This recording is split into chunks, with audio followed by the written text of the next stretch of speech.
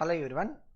In this video we look at the analysis of first order reactions in terms of the integrated rate expression and the numericals related to that.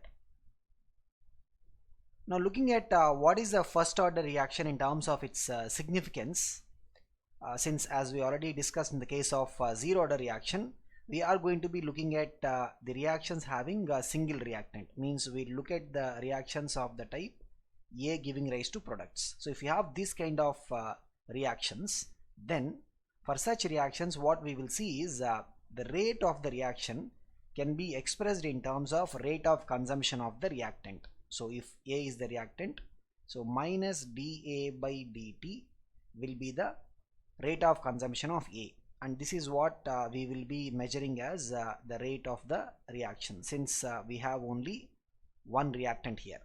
So if we look at first order reaction, the rate of the reaction will be directly proportional to the concentration of the reactant, which means we can say this will be directly proportional to concentration of the reactant at the particular instant. So here what we are looking at is the instantaneous rate law or rate expression. Now we can convert this into an equation by using the rate constant K into A. So this is what is the equation for the instantaneous rate of a first order reaction. Now using this we will be able to derive what we call as the integrated rate expression, like the way we have done in the case of the zero order reactions.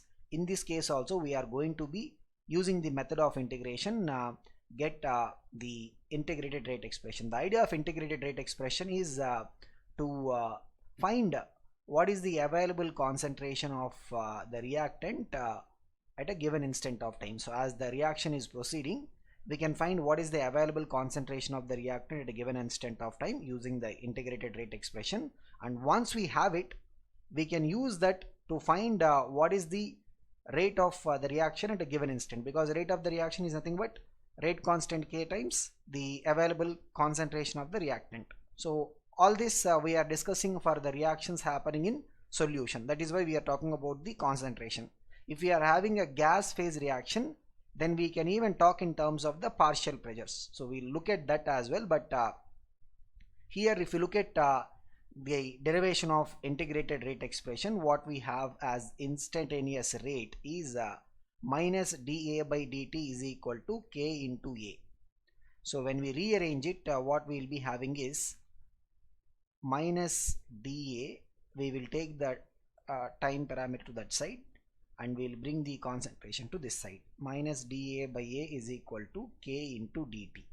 So on the LHS side we have the variable in terms of concentration. On the RHS side we have the variable in terms of the time. So as we start at the time 0, the initial concentration, let us say, is A naught. After some time t, let us say the concentration is becoming A. Now if you look at the integration, the limits of integration, initial concentration is A naught, final value at time t is A. dA by A is equal to integral 0 to t, time will be changing from 0 to t, K dt. Now the way we have discussed in the case of the zero order reaction, we have some standard integration approaches. If we have integral dx, it will be equal to x. We have to substitute the limits.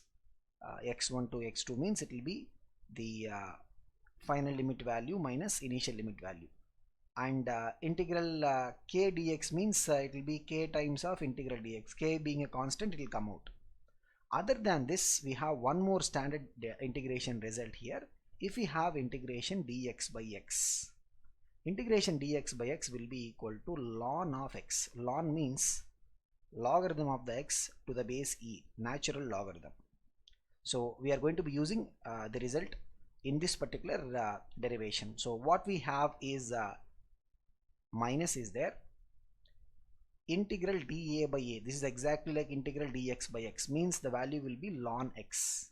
So final limit is ln A minus initial limit is ln A naught will be equal to RHS side, K will come out since it is a constant, integral dt will be t. Final limit is t, initial limit is 0, t minus 0 will be t.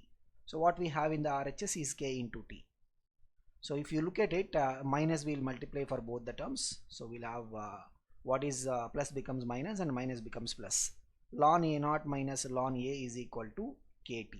We have a property of logarithm, that is if we have log of say for example x minus log of y, this is going to be log of x by y.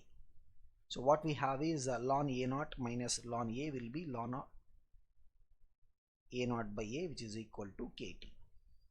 So from here if we look at the integrated rate expression for the first order reaction, we will generally talk about different forms of it. So this is, let us say the form 1, where we have the expression in terms of the natural logarithm. We can convert this into decimal logarithm because that is more common logarithm that we will be using. So natural logarithm of any number will be equal to 2.303 times decimal logarithm. So 2.303 log of a naught by a is equal to kt. So this is another form of the integrated rate expression for the first order reaction, where instead of the natural logarithm, here we are having the decimal logarithm. In fact, we can even keep this as one more form. Ln a naught minus ln a will be equal to kt. So just to summarize the different forms that we are looking at, so we have ln a naught minus ln a is equal to kt. This is one form. In fact, this we can further change as ln a naught can be written as 2.303 log of a naught. When we say log, it means it is decimal logarithm, minus 2.303 log of a is equal to kt.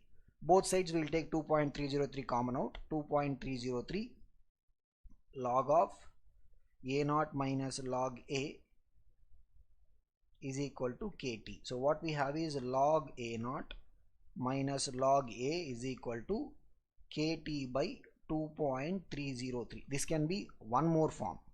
And after that we had ln a naught by a is equal to kt, where we use the logarithm property. Then we had the conversion of natural logarithm form into decimal logarithm form. So 2.303 log of a naught by a is equal to kt. And from here we can even express the available concentration A in terms of a naught.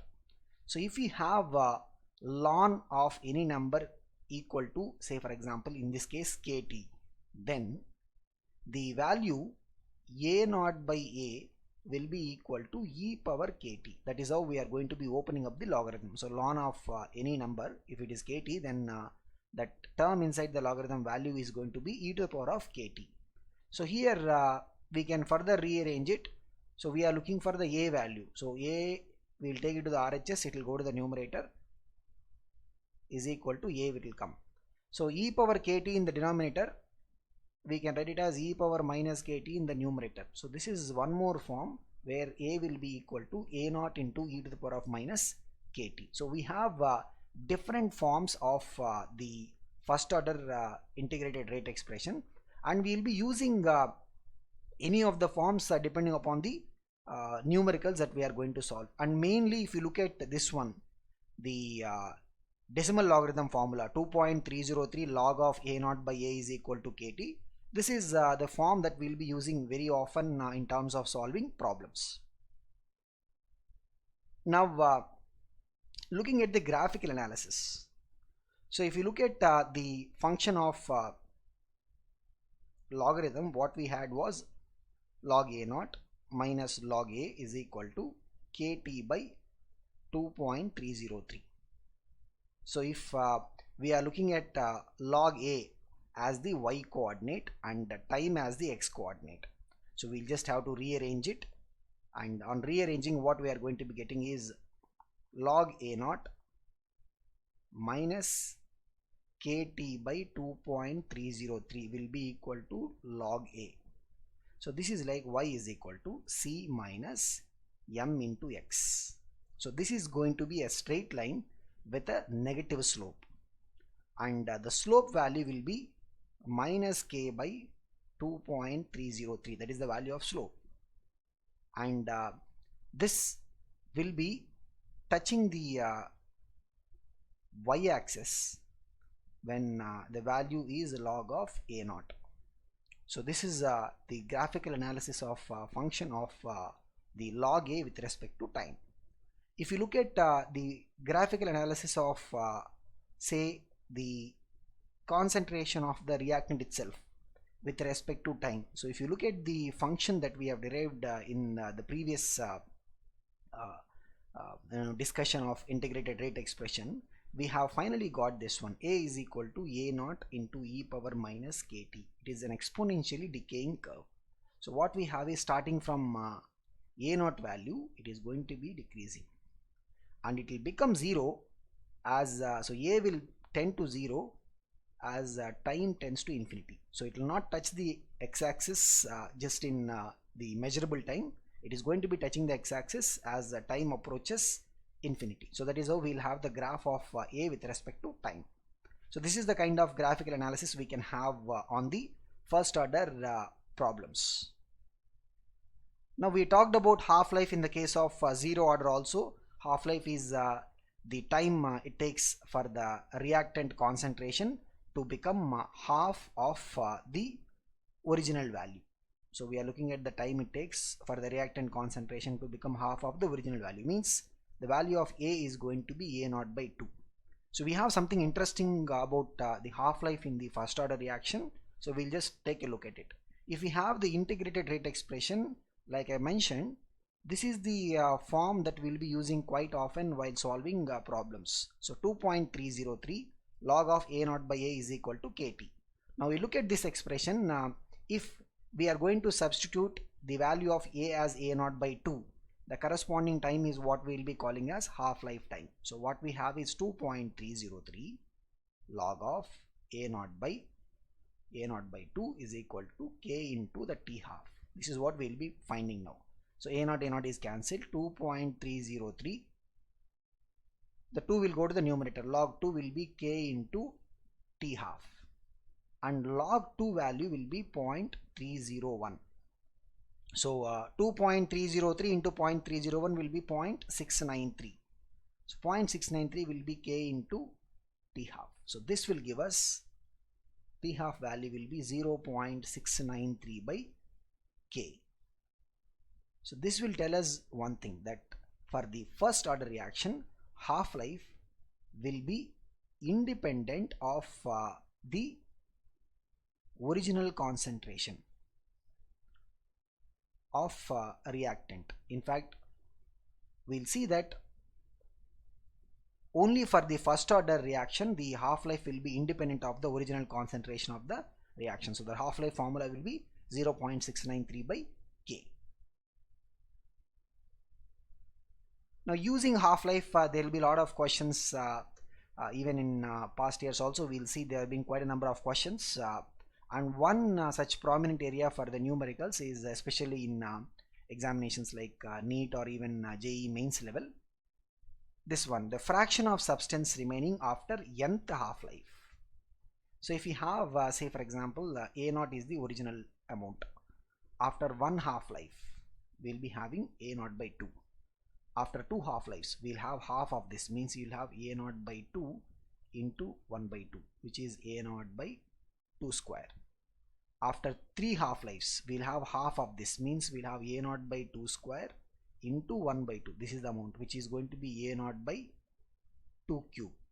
After four half-lives what we'll be having is half of this amount, means a naught by 2 cube into 1 by 2, which is a naught by 2 power 4. That is the remaining amount. So in this way, after nth half-life, the remaining amount is going to be a naught by 2 power n, and the fraction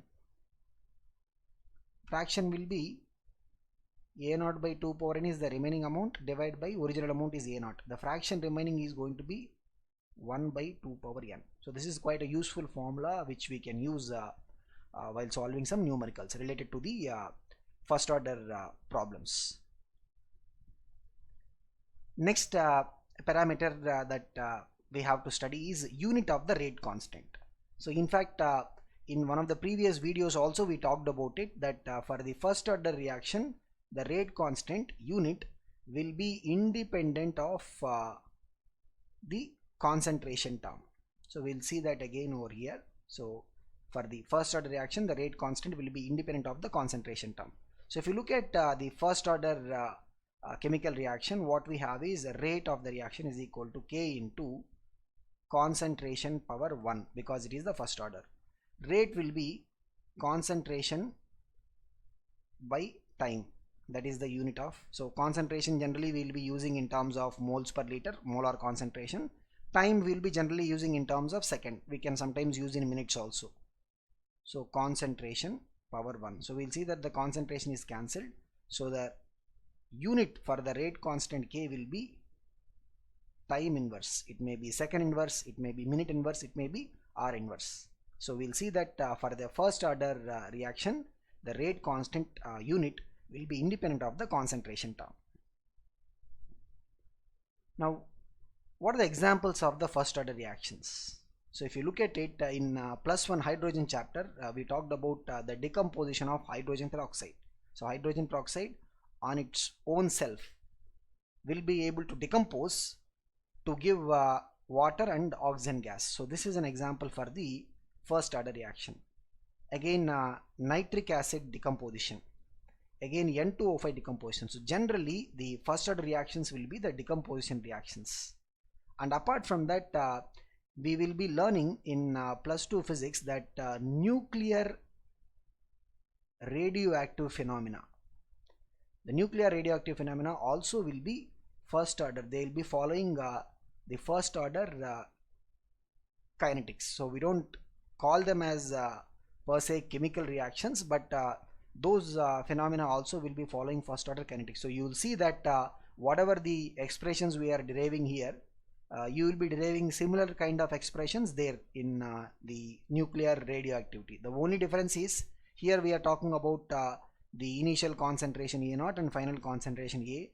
There you will be talking about initial number of nuclei N0 and final number of nuclei N after some time T. So there you will be talking in terms of the number of nuclei. Here we are talking in terms of the concentration.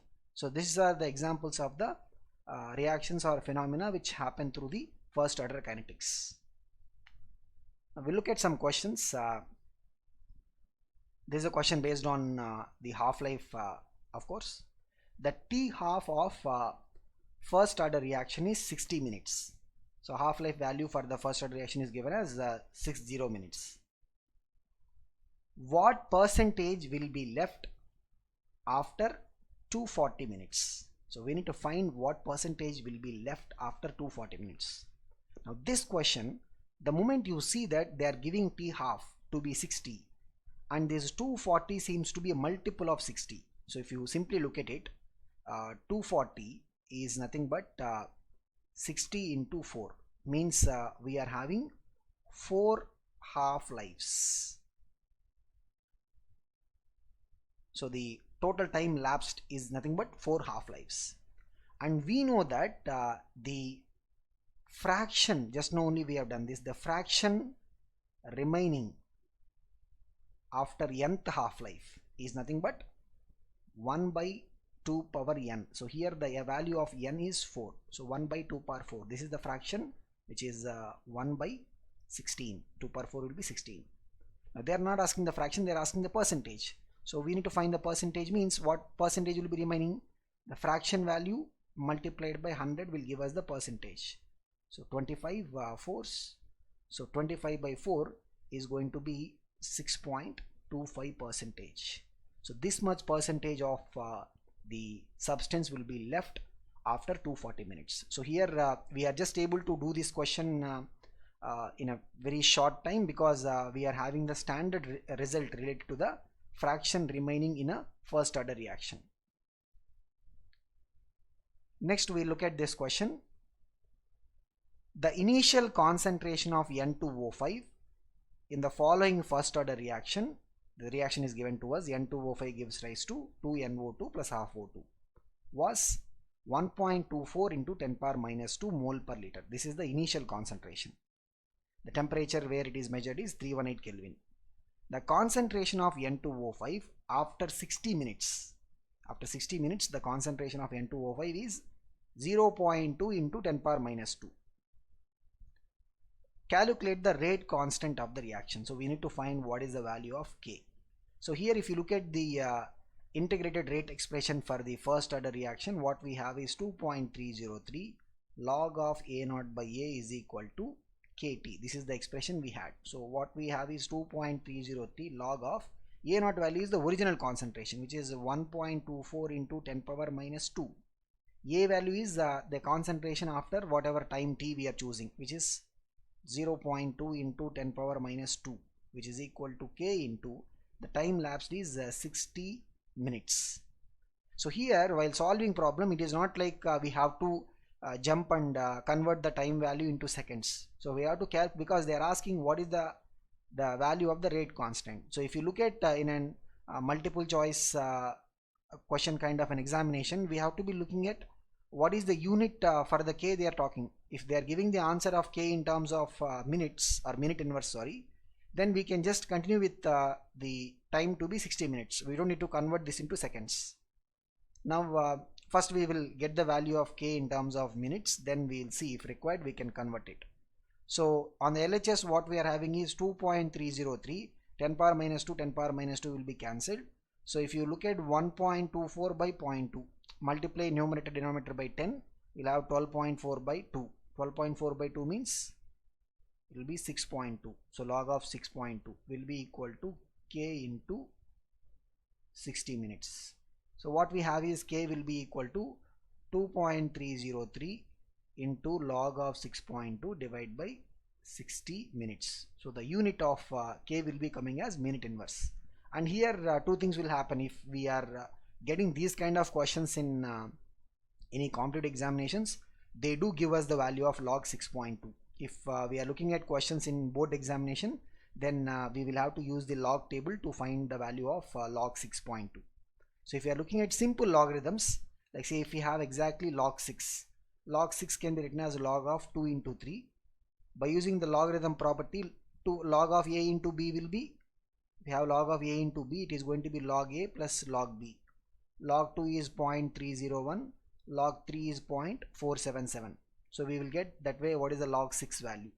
So here the value of log 6.2 will be approximately log 6. But if you have a logarithm table, we can straight away get what is the value of log 6. And on substituting and simplifying, we can get the value of K to be 0.0304 minute inverse. So this is how we'll have questions based upon the integrated rate expression.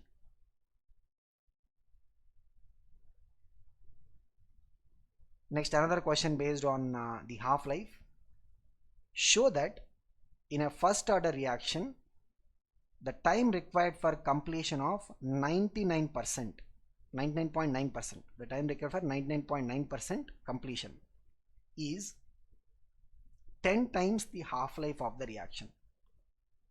So what do you mean by 99.9% completion? So 99.9% completion means just 0.1% remaining. That would mean if we start with A naught, then the value of A, the available concentration will be A naught into just 0.1% is remaining, means 0.1 by 100, which is going to be A naught by 1000. So the available A concentration is going to be A naught by 1000. So this is what we are going to be looking at as a 99.9% completion. Now if you look at the first order rate expression, 2.303 log of A naught by A is equal to K into T. So 2.303 log of, if you look at the time required for 99.9% completion, we are going to be using the value of A as A naught by 1000. So which means A naught by 1000 is equal to K into T. So we will see that 2.303 log of 1000 will be K into T.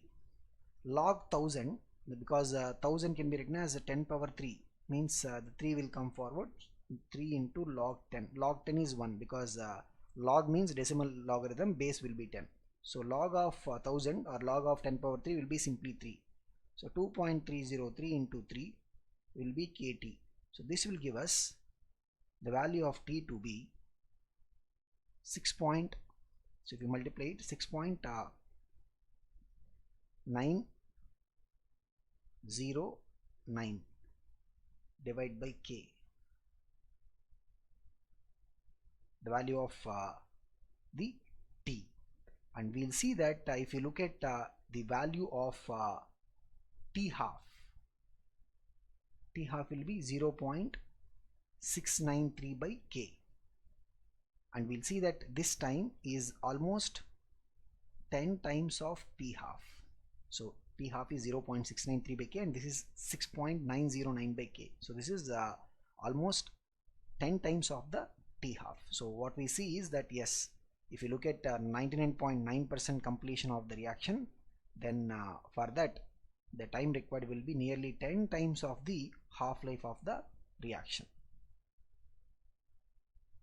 So this is about the first order reaction and the questions based upon the integrated rate expression for the first order reaction. So in the next video what we'll look at is we'll look at some special cases related to the first order reaction.